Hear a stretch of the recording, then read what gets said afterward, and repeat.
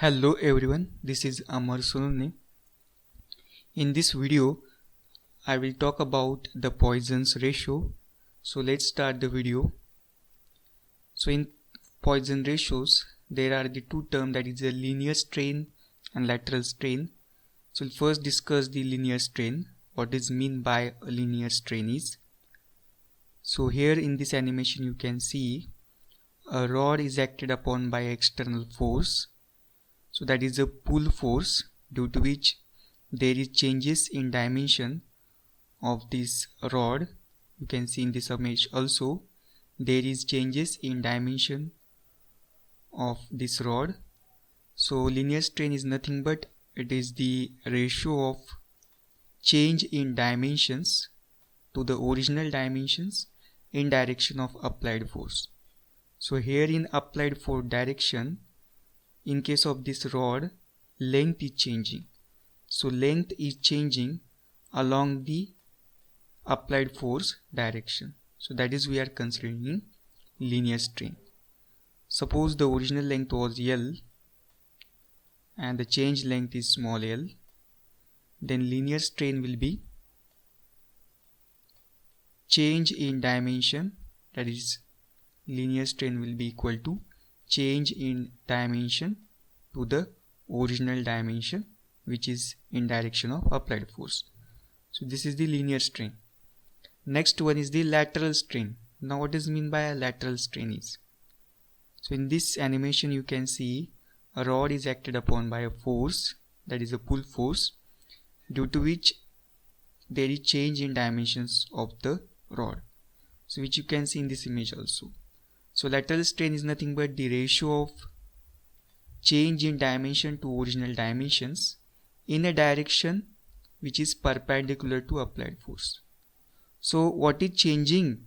Which parameter is changing? Which is perpendicular to applied force.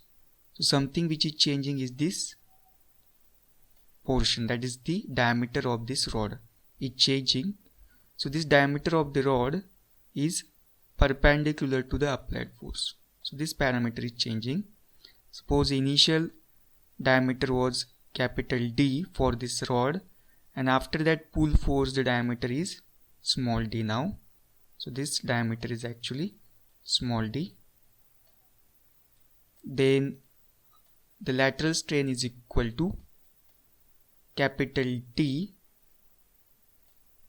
that is the small d, that is a change in dimension to original dimension was capital D, so which is in a direction perpendicular to the applied force. So this is called as the lateral strain. So it is a ratio of change in dimension to original dimension in a direction perpendicular to applied force. So the Poisson ratio is nothing but the ratio of the two things that we learned previously. So it is a ratio of lateral strain to linear strain, that is called as the Poisson ratio, and it is within the elastic limit.